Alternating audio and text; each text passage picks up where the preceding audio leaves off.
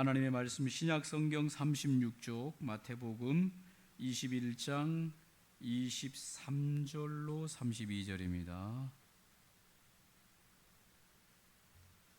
마태복음 21장 23절로 32절까지 같이 보겠습니다. 찾으셨으면 우리 한 목소리로 함께 읽도록 하겠습니다. 예수께서 성전에 들어가 가르치실새 대제사장들과 백성의 장로들이 나와 이르되 내가 무슨 권위로 이런 일을 하느냐, 또 누가 이 권위를 주었느냐. 예수께서 대답하시되 나도 한 말을 너희에게 물으리니 너희가 대답하면 나도 무슨 권위로 이런 일을 하는지 이르리라. 요한의 세례가 어디로부터 왔느냐, 하늘로부터냐 사람으로부터냐. 그들이 서로 의논하여 이르되 만일 하늘로부터라 하면 어찌하여 그를 믿지 아니하였느냐 할 것이요, 만일 사람으로부터라 하면 모든 사람이 요한을 선지자로 여기니 백성이 무섭다 하여 예수께 대답하여 이르되 우리가 알지 못하노라 하니 예수께서 이르시되 나도 무슨 권위로 이런 일을 하는지 너희에게 이르지 아니하리라. 그러나 너희 생각에는 어떠하냐. 어떤 사람에게 두 아들이 있는데 맏아들에게 가서 이르되 예 오늘 포도원에 가서 일하라 하니 대답하여 이르되 아버지 가겠나이다 하더니 가지 아니하고 둘째 아들에게 가서 또 그와 같이 말하니 대답하여 이르되 올 실소이다 하였다가 그 후에 뉘우치고 갔으니 그 둘 중에 누가 아버지의 뜻대로 하였느냐. 이르되 둘째 아들이니이다. 예수께서 그들에게 이르시되 내가 진실로 너희에게 이르노니 세리들과 창녀들이 너희보다 먼저 하나님의 나라에 들어가리라. 요한이 의의 도로 너희에게 왔거늘 너희는 그를 믿지 아니하였으되 세리와 창녀는 믿었으며 너희는 이것을 보고도 끝내 뉘우쳐 믿지 아니하였도다. 아멘. 올해는 정말 강릉이 특별히 다른 지역보다 더 무더위 가운데 있는데 오늘 권사님이 말하기를 태백은 아침에 이른 시간이 20도다 하는데 제가 갑자기 냉기가 확 왔어요. 벌써 태백은 아침 기온이 20도. 참 강릉은 아직도 아침 기온이 오늘 새벽에 새벽 예배 때 아침 기온 바깥 기온이 26도. 해만 뜨면 벌써 30도로 넘어가죠. 올해 참 무척 더운 것 같습니다. 내년에는 우리가 봄에 이 에어컨 시스템을 좀 더 업그레이드 시켜야 될 것 같아요. 지금까지는 별로 작년까지만 해도 덜했는데 올해 견뎌보니까 못 견디겠죠. 더워서 에어컨 시스템을 좀 더 냉기가 많이 나온 걸로 해야 내년에는 더 더워질 가능성이 있을 것 같아요.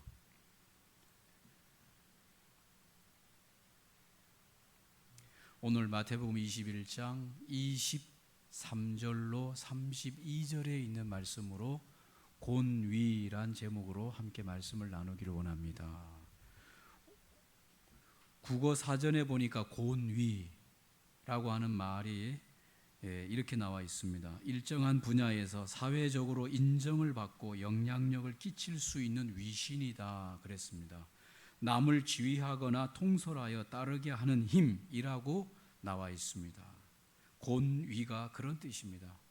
분명한 것은 이 세상에 권위가 있다라고 하는 것입니다. 그러나 이 세상에 권위가 있음에도 불구하고 그것을 인정하는 사람이 있는가 하면 권위를 인정하지 않고 무시하는 사람도 이 세상에 있습니다.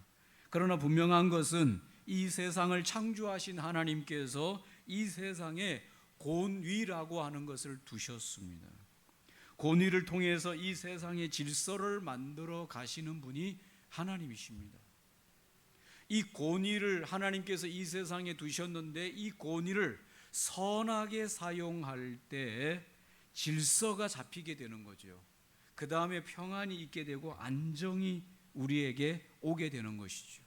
그러나 이 권위를 악하게 사용할 때, 남을 통솔하는 이 권위나 남보다 위에 있는 이 권위를 악하게 사용하게 될 때, 이것은 남을 억압하거나 또 폭력적이거나 강제적인 일들이 우리가 경험하게 될 것입니다.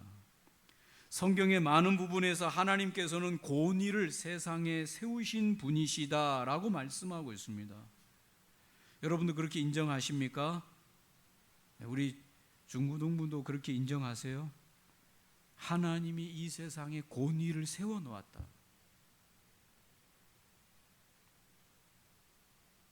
권위를 부여하신 분이 하나님이시다.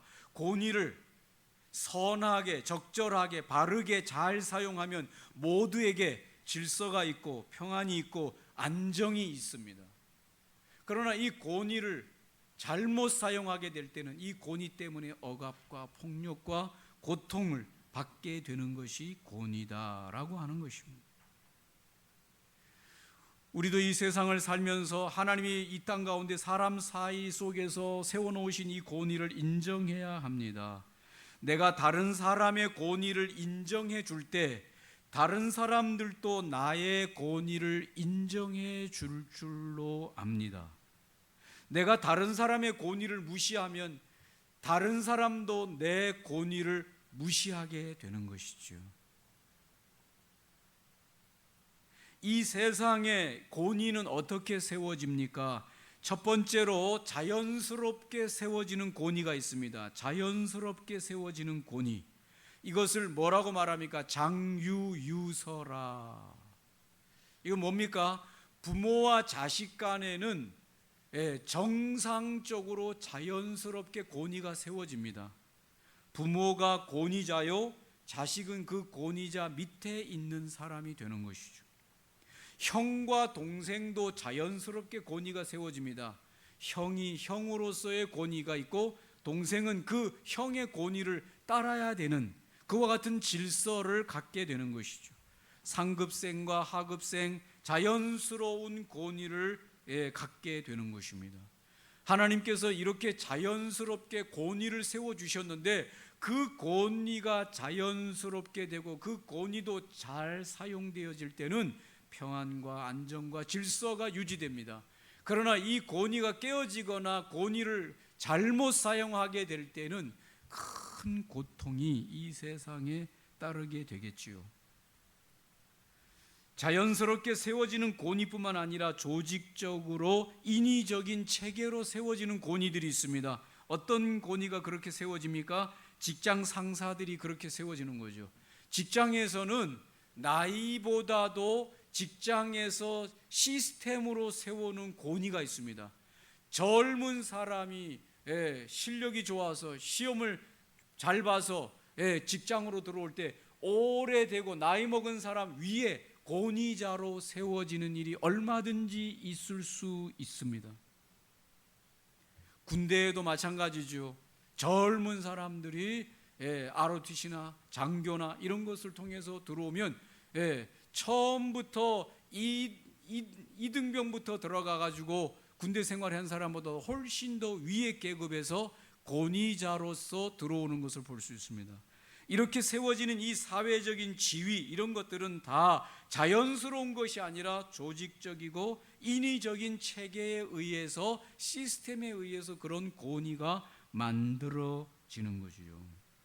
이 권위도 우리가 인정하고 받아들일 때, 그리고 그 권위자들이 이 권위를 잘 사용되어질 때, 이 질서 속에서, 안정 속에서 그 시스템이 잘 돌아갈 수 있는 거 아니겠습니까? 여기까지는 우리가 이 사회 속에서 받아들이는 권위인데, 이것으로 끝나는 것이 아니라 한 가지 권위가 더 성경에 보면 있습니다. 그 권위가 오늘 말하려고 하는 권위인데, 그 권위는 뭔가 하면 하나님께서 직접 세우시는 권위가 있다고 하는 것입니다. 이걸 이제 우리가 받아들여야 되고 이걸 생각해야 되는 거죠. 자연스러운 것은 나이가 높은 사람이 장유 유서가 되고 나이가 어른 사람이 그 권위에 따라야 되고 부모와 자식 간의 권위도 그런 거지만 자연스러운 권위가 아니라 사회 시스템에 의해서 세워지는 권위는 따르면 됩니다. 그러나 이것으로 끝나는 권위가 아니라 한 가지가 더 있는데 하나님께서 직접 세우시는 권위가 있다라고 하는 것입니다.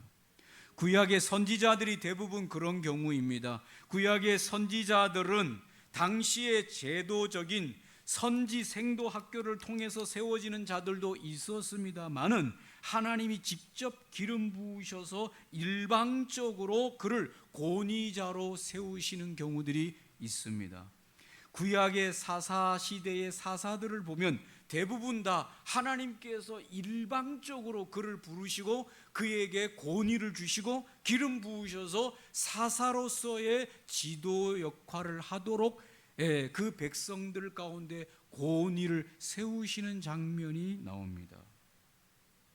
구약의 다윗도 그는 어떤 시스템에 의해서 왕이 된 것이 아니라 하나님의 일방적인 선택과 기름 부으심과 권위자로 세우심에 의해서 이스라엘의 왕이 되는 것을 볼 수 있습니다.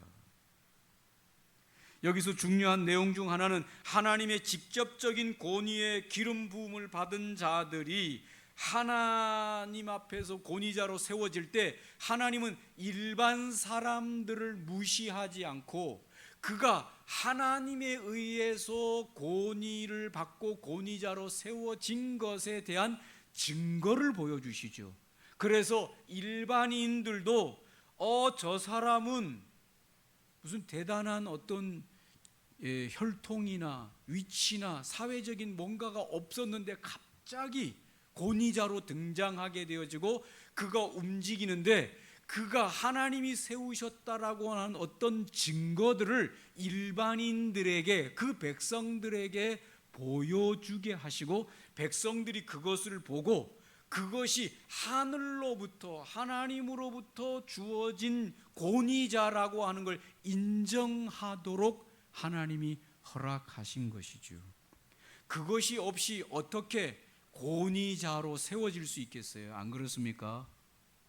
내가 하나님이 나를 권위자로 이 나라에 이런 권위자로 세웠다라고 다윗이 아무리 얘기를 한다고 해도 다윗을 통해서 뭔가 하나님이 보여주시는 증거가 없으면 그거를 따를 수 있는 그 권위에 복종할 수 있는 백성은 있겠습니까? 없겠습니까? 없겠죠. 그래서 하나님께서는 일방적으로 다윗을 기름 부으시고 선택하시고 난 이후에 골리앗을 쳐 때려 눕히게 하는 그와 같은 사건을 통해서 다윗이 하나님으로부터 뭔가 권위를 받은 자라고 하는 증거들을 그 백성들에게 서서히 나타내고 보이는 것을 보여주고 있습니다. 그래서 백성들이 하나님께서 다윗을 다음에 왕으로 이 민족의 왕으로 세우시고 계시는구나라고 하는 것을 공감하고 그 권위 앞에 따르도록 하나님이 만들어 가시는 것이 있다.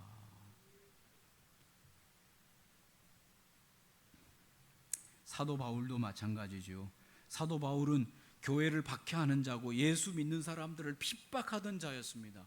그런데 어느 날 갑자기 사도 바울이 나 예수를 증거한다고 말을 할 때 하나님께서 그를 다메섹에서 부르시고 하나님의 복음, 이방인에게 복음을 전도할 사도로 그를 세우시고 부르실 때 사도 바울에게서 어떤 증거도 없이 어느 날 갑자기 교회를 박해하던 그가 나는 사도로 부름받았습니다. 예수의 복음을 전하는 사도로 부름받았습니다. 이방인에게 사도로 보냄받은 자입니다. 이렇게 말을 할 때 누가 그 말을 따르겠습니까? 하나님께서는 사도 바울에게 당신이 사도 바울을 권위자로 세웠다라고 하는 증거를 보여주심으로써 많은 백성들이 하나님께서 사도 바울을 사도로, 권위자로, 이방인의 복음 전도자로 세우셨구나라고 하는 많은 증거들을 통해서 복종하게 하는 것을 볼 수 있습니다. 제도를 통하지 않고 이런 직접적인 권위를 하나님으로부터 부여받을 때 주변 사람들에게서 필요한 것이 있는데, 그것은 바로 뭔가 하면 분별입니다. 분별. 누군가가 하나님이 나에게 이런 일을 맡기셨다, 하나님이 나에게 이렇게 이 교회의 지도자로 세워졌다라고 말을 했을 때, 그 사람들은, 주변 사람들은 이 사람을 눈여겨봐야 되고 분별할 수 있도록 지혜를 구해서 과연 이 사람이 하나님으로부터 기름 부음을 받고 하나님으로부터 권위를 받은 자인지 아닌지를 분별할 수 있는 눈이 필요합니다. 이 분별이 잘못되면 따라가기는 따라가는데 그가 하늘로부터 온 권위자인지 사탄의 능력을 입은 권위자인지 분별이 약하면, 잘못하면 우리 주변에서 일어나고 있는 이 기독교 이단인 이단 종파들의 교주를 따라가는데 그들에게서 뭔가가 나타나기는 나타나요. 그런데 그 나타남에 대한 분별을 제대로 하지 못하면, 잘못하면 그 권위가 하나님이 세운 권위자가 아니라 사탄의 능력을 받은 권위자로 그 뒤를 따르면 결국은 이단으로 가게 되어지는 안타까운 일들을 보게 되어진다. 분별을 잘못하면 그렇게 되는 것이죠. 현재 교회의 모든 권위는 대부분 제도적인 방법을 통해서 인정함을 받습니다. 교회 강단에서 설교하는 권위나 목회자나 교인을 대표하는 장로의 직임의 권위나 이런 모든 교회의 대부분의 많은 권위들은 제도적인 방법을 통해서 인정함을 얻게 됩니다. 이것도 하나님의 방법임에 확실합니다. 그러나 우리가 열어두어야 할 것이 있는데 이것이 전부가 아니라고 하는 사실입니다. 이 제도적인 방법으로만 하나님이 권위자를 세우시고 이 제도적인 방법이 아니면 하나님은 권위자를 세워서 일하지 않는다라고 하는 이 생각은 잘못하면 위험한 생각이 되는 것이죠. 막힌 생각이 된다, 그 말입니다. 하나님은 직접적으로 권위를 부으시고 당신의 사역자로 사용하실 수도 있다고 하는 것을 열어두어야 되는 것입니다. 이것에 대해서 우리는 그 대신 분별의 영이 필요합니다. 그래서 잘 분별해서 이 일이 정말 하나님으로부터 오는 것인지 아니면 마귀로부터 오는 것인지 아니면 이것이 개인의 욕망으로부터 오는 것인지를 분별해서, 만약 이 일이 하나님의 영으로부터 기름 부은 권위가 그에게 나타난다 그러면 우리는 그 권위를 하나님을 인정하면서 그 권위 앞에 복종할 필요가 있습니다. 그러나 이것이 사단이나 개인적인 힘에 의해서 오는 것이라면 우리가 그걸 거부해야 되는 것이죠. 오늘 본문에 보면 대제사장들과 백성의 장로들이 예수님께서 마지막으로 성전에 올라가서 백성들을 성전에서 가르쳤다고 했습니다. 23절에 예수께서 성전에 들어가서 가르치실새 대제사장들과 백성의 장로들이 나와 이르되 네가 무슨 권위로 이런 일을 하느냐, 또 누가 이 권위를 주었느냐. 여러분, 예루살렘 성전에서 아무나 가르치면 됩니까? 안 됩니까? 안 되죠. 왜냐하면 그 시대에도 그 시대에 맞는 권위자들이 세워져 있는 것입니다. 제도적인 일에 의해서 그 성전에서 가르칠 수 있는 사람만 그 성전에서 가르쳐야 되는 겁니다. 그런데 저 갈릴리에서 올라온 예수라고 하는 이 청년이 성전에 들어가서 사람들이 많은 그 성전에서 말씀을 가르쳤을 때 대제사장들과 장로들이 와서 말합니다. 누구의 권위로 네가 이 성전에서 말씀을 가르치냐? 누가 너에게 이 성전에서 말씀을 가르치라고 허락했냐라고 물어보는 겁니다. 물어보는 건지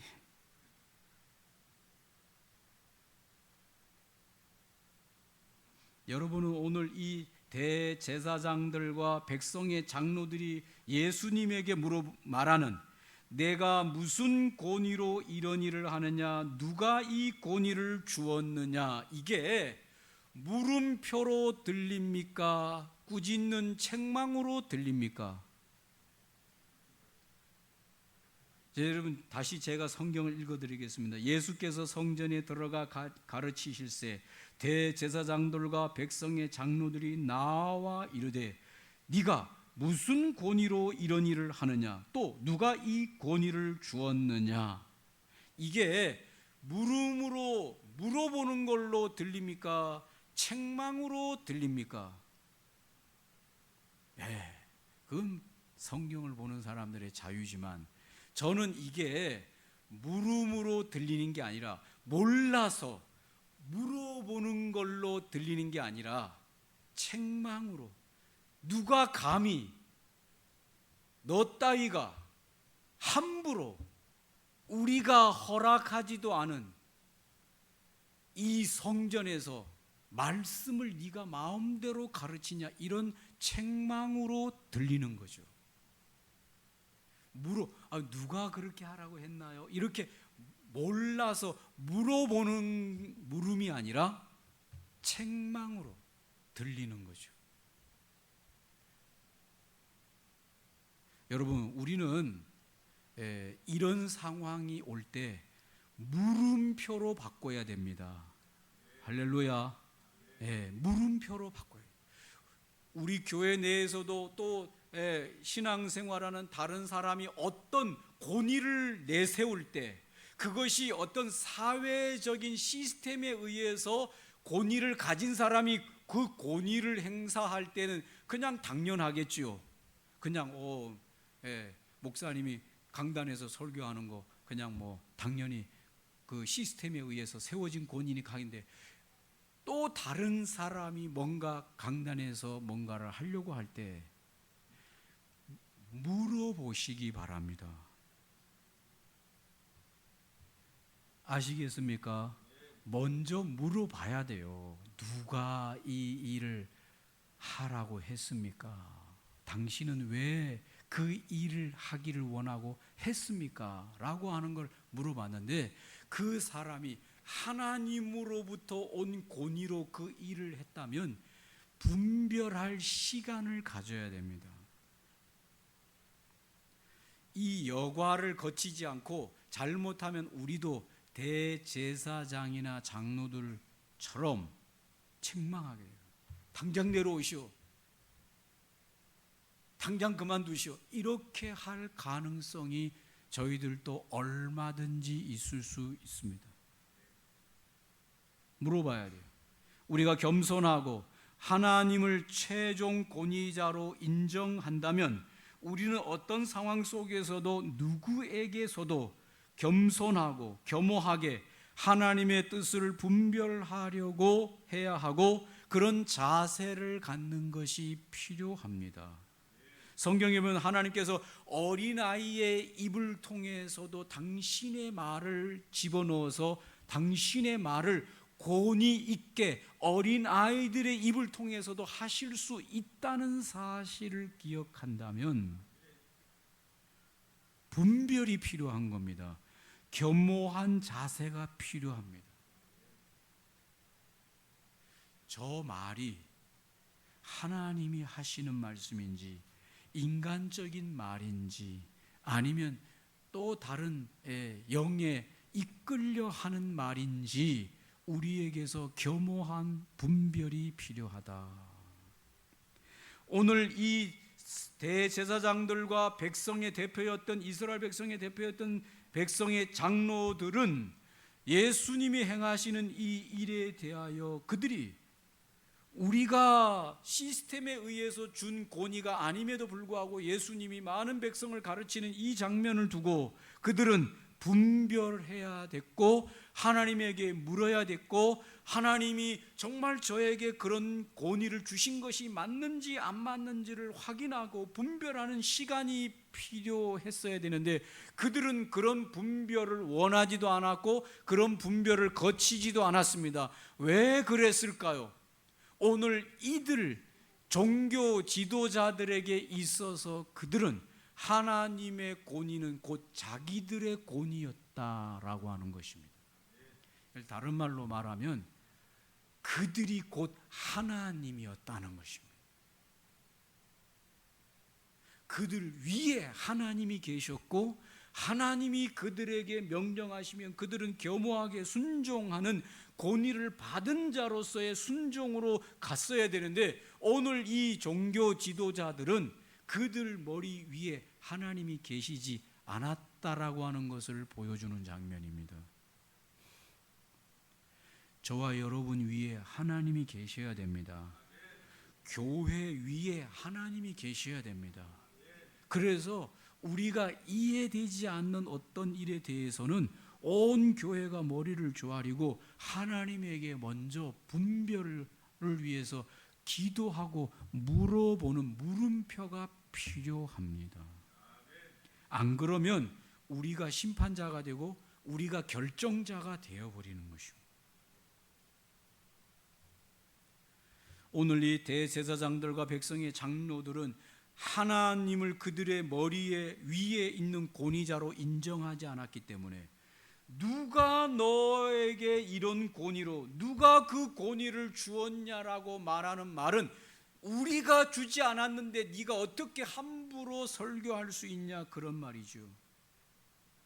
우리가 주지 않았어도 이 시스템이 주지 않았어도 하나님이 개인적으로 하나님이 개별적으로 기름 부어 그 일을 하실 수 있다라고 하는 것이 인정되었다라면 그들은 겸손하게 하나님 앞에 먼저 묻고 분별하는 것이 필요했을 터인데 그들은 그 과정을 거치지 않는 그들이 최종 권위자가 되었다 그 말입니다. 교회에서 주의해야 돼요. 교회가 어떤 일을 진행할 때 하나님이 위에 머리 위에 계시다고 하는 사실을 이해해야 됩니다. 그분을 인정해야 됩니다. 그래서 이해가 되지 않는 어떤 일들에 대해서 온 교회가 함께 머리를 조아리고 기도하며 분별할 시간이 꼭 필요합니다.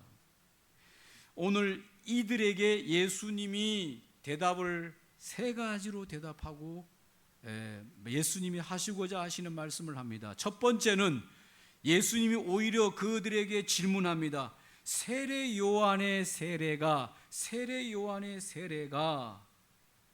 하늘로부터 온 세례냐 사람으로부터 온 세례냐. 이거 참 예수님이 묻는 질문에 대제사장들과 장로들이 이런 질문을 예수님이 하리라고는 꿈에도 생각지 못했는데 예수님이 갑자기 세례 요한을 들어서 말하기를 세례 요한이 준 세례가 하늘로부터 온 세례냐 사람의 세례냐. 하늘로부터 온 하나님이 그에게 기름 부어 주신 권위를 주셔서 준 세례라면 세례 요한의 세례를 받아야 됩니까? 안 받아야 됩니까? 받아야 되겠죠. 만약 세례 요한이 준 세례가 인간적인 개인적인 그의 사단적인 그런 세례라고 그러면 그 세례는 절대로 받아서는 안 되겠죠.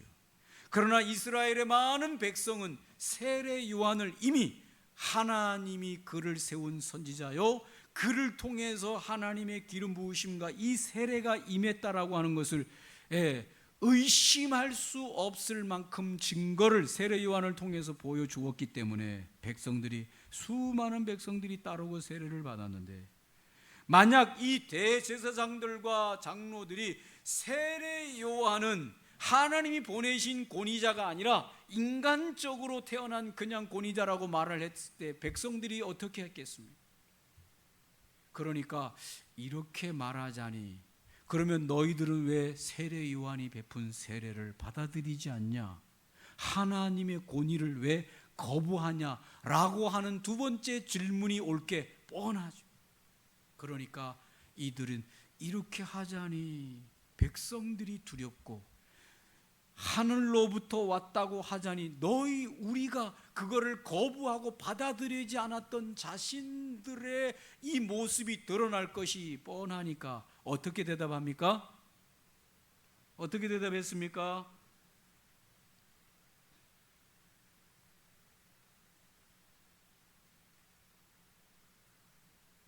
25절에 하늘로부터라 하면 어찌하여 그를 믿지 아니하느냐 할 것이요 만일 사람으로부터라 하면 모든 사람이 요한을 선지자로 여기니 백성이 무섭다 하여 예수께 대답하여 이르되 우리가 알지 못하노라 하니 예수께서 그걸 왜 모르시겠어요? 다 속을 들여다본 예수님께서 나도 내가 누구의 권위로 무슨 권위로 이 설교하고 이 말씀을 가르치는지 너희들에게 말하지 않겠다. 두 번째로 오늘 예수님께서 예화를 하나 듭니다. 두 아들에 대한 예화를 듭니다. 포도원을 가지고 있는 아버지가 두 아들이 있는데 두 아들에게 동시적으로 명령합니다. 두 아들에게 얘들아 너희들은 포도원에 들어가서 일을 해라 고 말합니다. 큰 맏아들이 예 아버지 알겠습니다 라고 대답했습니다.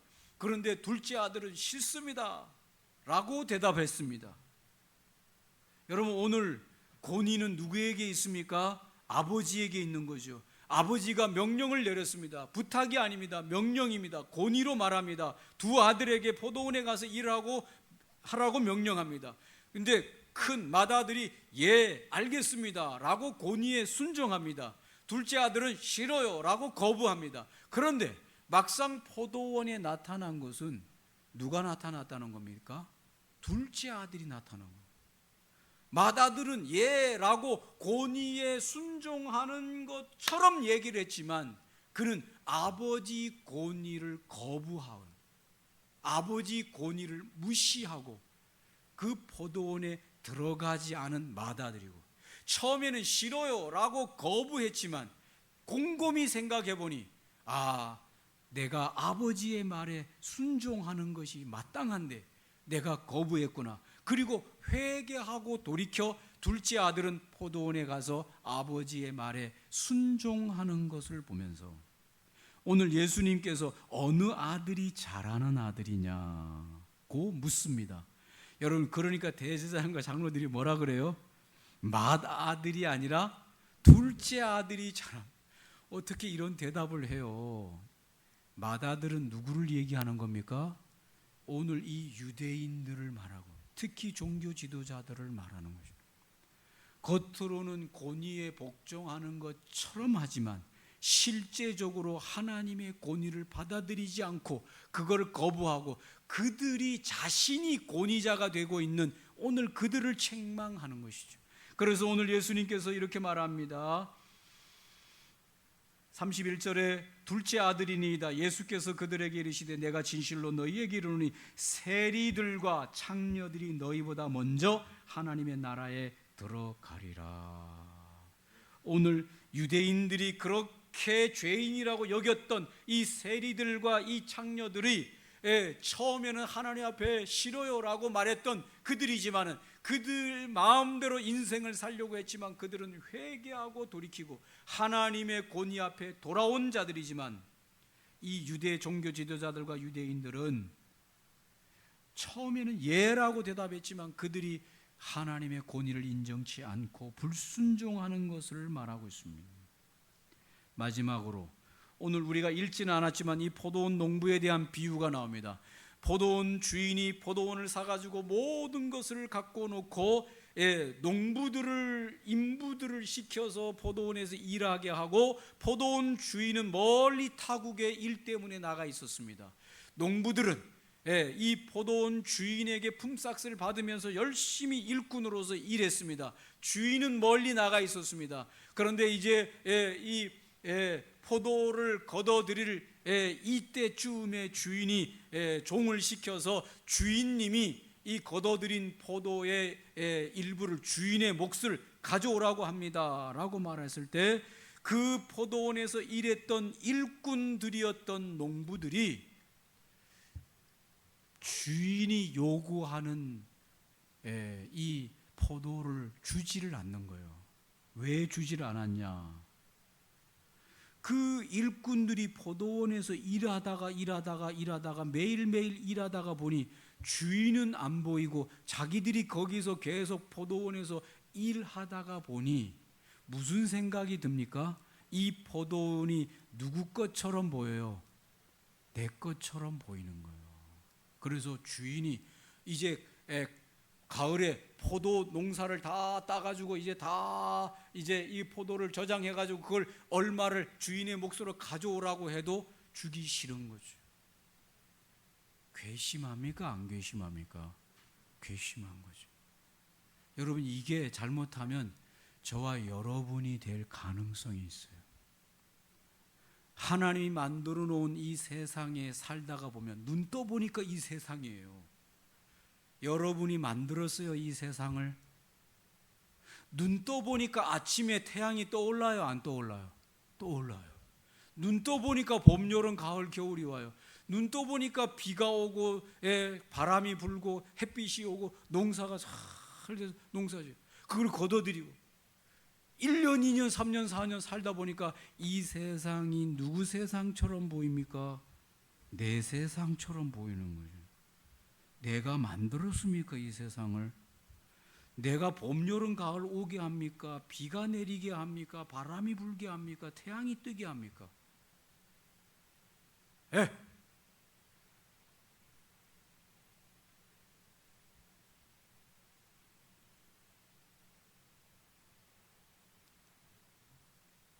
이 세상에 하나님이 주인이 포도원 농장 다 만들어 놓고 나무 다 심어 놓고 거기서 그냥 풀 좀 하고 이렇게 거름 좀 주고 일하도록만 시켜주고 그것도 월급을 줘서 시켜놨더니 주인이 눈에 안 보인다고 야 이거 내 거야. 이런 악한 농부들을 바라보면서 여러분 이 세상 누가 만들었어요? 대통령이 만들었습니까? 무슨 국무총리가 만들었습니까? 조상이 이 세상을 만들었습니까? 누가 만들었습니까? 공부께나 한 사람들은 모른다고 하죠. 아이 몰라 누가 만들었는지. 주인도 없는 세상이야. 여러분 주인 없는 세상이 어디 있겠어요? 주인이 만들어 놓고 어디 잠깐 타국에 가 있는데 주인이 안 보인다고 이거 우리 거야. 내 거야. 그러면 됩니까? 안 됩니까? 안 되집니다. 하나님의 세상입니다. 하나님이 주인이에요. 하나님이 어디 있냐라고 말할 때마다 저는 하나님이 눈에 안 보여가지고 하나님이 어디 있냐라고 생각할 때마다 아침에 태양이 떠오르는 거 보면 네가 저 태양 떠오르게 했냐? 아니요. 그럼 누가 저 태양을 떠오르게 했냐? 하나님이 떠오르게 했지. 하나님이 아니면 어떻게 태양이 떠오르겠어요? 저절로 떠오른다? 여러분 세상에 저절로 하는 게 어디 있어요? 그러면 일도 하지 말아요. 입만 딱 벌리고 하루 종일 있어요. 저절로 여기 먹을 게 들어오겠지 뭐. 그래요 안 그래요? 저절로 태양이 떠올랐다면서요. 저절로 비가 오고 저절로 햇빛이 조절되고 저절로 다 이 봄, 여름, 가을, 겨울이 온다면서요. 그러면 뭘 이래? 저절로 오는데 입만 딱 벌리고 하면 먹을 게 저절로 딱딱 들어와야지. 여러분 사람이 안 했으면 하나님이 한 거예요. 사람이 안 했다고 저절로란 말은 아니에요. 하나님이 하신 거죠. 하나님이 주인입니다. 하나님이 최종 권위자이십니다. 그분을 섬기는 건 우리가 당연한 거죠. 그분의 말씀에 순종하는 건 당연한 거죠. 그리고 하나님이 세우신 권위자에게 우리가 따르고 순종하는 것도 당연한 것이죠. 맞습니까? 이 세상에는 권위가 있다.